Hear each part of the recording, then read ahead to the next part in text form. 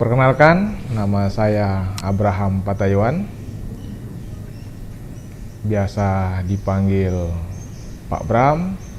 Saat ini saya menjabat sebagai Ketua Wilayah Rohani Santo Yohanes Rasul dan Penginjil. Istri bernama Bernadette Ulkatoma dan putri kecil kami 9 bulan, hampir mendekati 10 bulan, nama Leogratia Mektildis.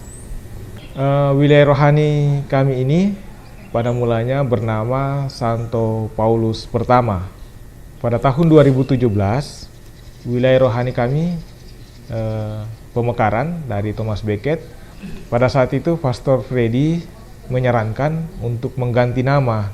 Kami berpikir bagaimana kalau cari yang di bulan Desember juga sesuai dengan Thomas Becket. Didapatlah Santo Yohanes Rasul dan Pengarang Injil. Dalam perkembangannya, Santo Yohanes dan Pengarang Injil berganti nama lagi menjadi Santo Yohanes Rasul dan Penulis Injil, dan terakhir Santo Yohanes Rasul dan Penginjil. Pastor Petrus pada saat itu menyarankan jangan pakai kata pengarang, lebih benarnya itu penulis Injil.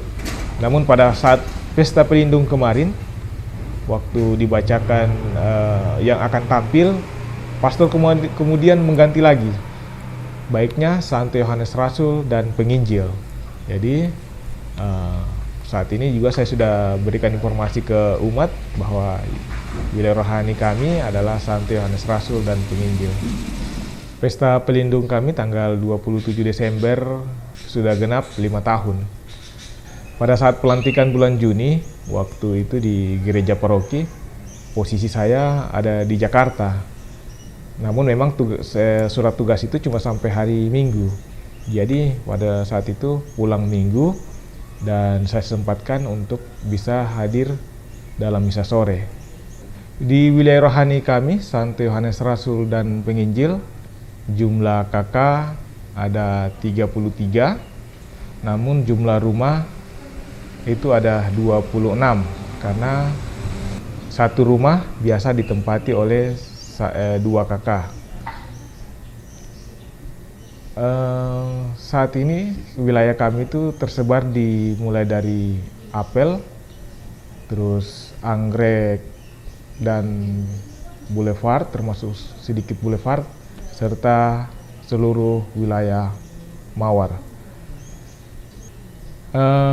Sejak pemilihan ketua wilayah rohani, dari hati kecil sebenarnya sudah menolak waktu itu, karena sempat dihubungi mantan ketua wilayah rohani Ibu Ivon, menyatakan bahwa saya Pak Bram ditunjuk salah satu menjadi calon ketua wilayah rohani.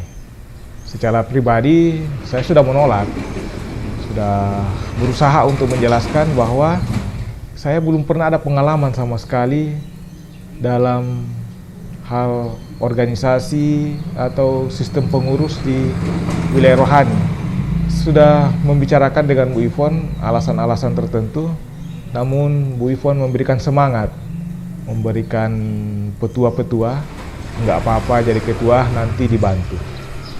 Jadi secara pribadi kita sudah menolak, tapi memang dukungan-dukungan juga waktu pemilihan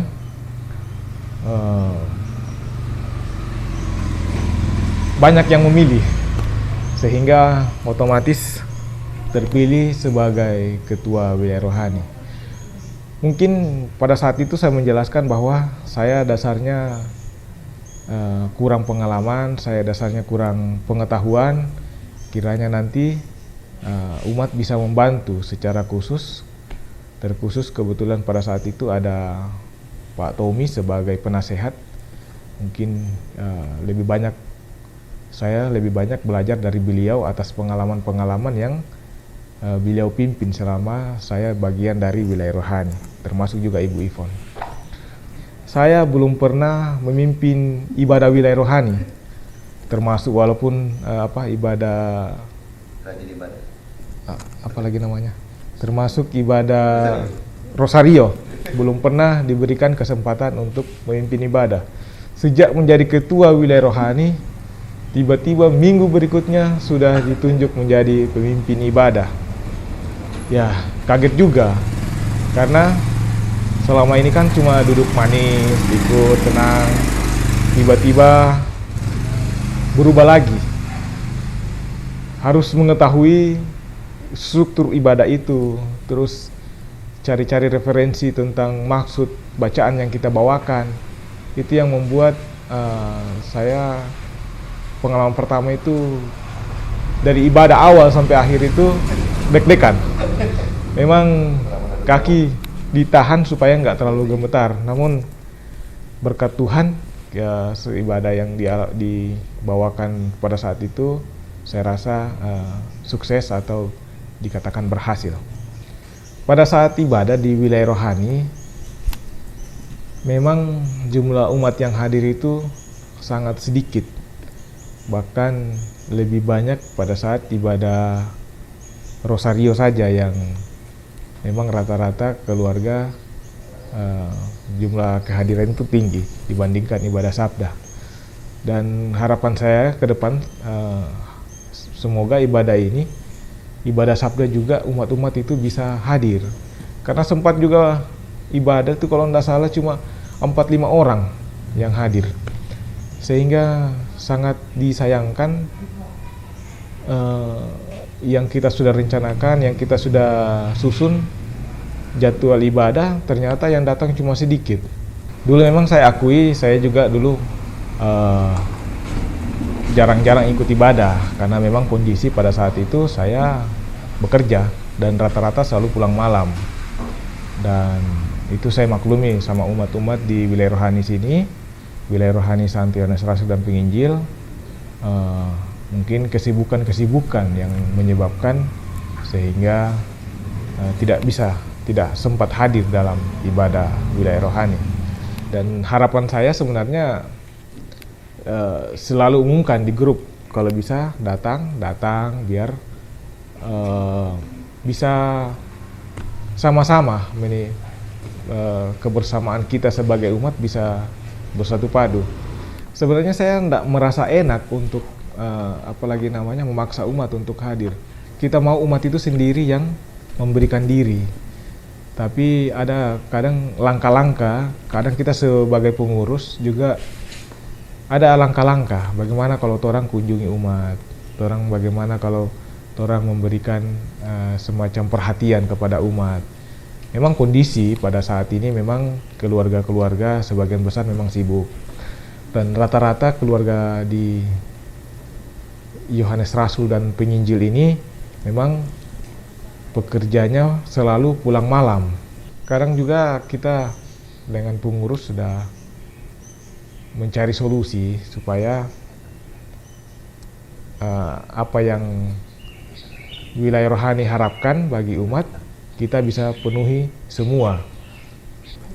Salah satu program kami dari pengurus untuk mempersatukan umat pada Pesta Pelindung tahun lalu, yaitu ada kegiatan di Agustianum, seminari di kota Tomohon. Dan pada saat itu umat sebagian besar hadir. Kegiatan Pesta Pelindung Paroki, kami juga seluruh umat sudah bersatu untuk membentuk paduan suara. Dan saya berkeyakin ke depannya umat wilayah rohani Santo Yohanes Rasul dan Penginjil tetap selalu bersatu padu dan selalu bersama-sama. Sebelum menjadi ketua wilayah rohani memang saya juga termasuk orang yang sibuk dan jarang ikut ibadah. Sejak jadi ketua memang tiap hari, kalau ada ibadah harus wajib ikut. Dan saya harapnya juga setiap umat boleh seperti itu. Harapan besar saya sebagai ketua wilayah rohani, seluruh umat bisa hadir bersama-sama. Dari pengalaman saya secara pribadi sebagai ketua wilayah rohani, mungkin kedepannya jika ada calon ketua wilayah rohani berikutnya, jangan takut, jangan ragu, tetap maju karena apa yang saya rasakan seperti itulah dan tidak usah ragu karena tetap dibimbing. Di dalam Injil, kebetulan kita adalah pelindung kita, Yohanes Rasul dan Penginjil. Akulah pokok anggur dan kamulah ranting-rantingnya.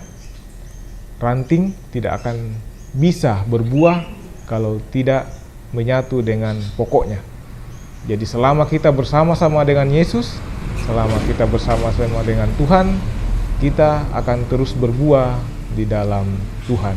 Semoga kedepannya kita selalu bersatu padu, selalu bersama-sama membangun wilayah rohani ini menjadi lebih baik, lebih bersatu padu, dan selalu satu keluarga dalam Santo Pelindung, Yohanes Rasul dan Penginjil.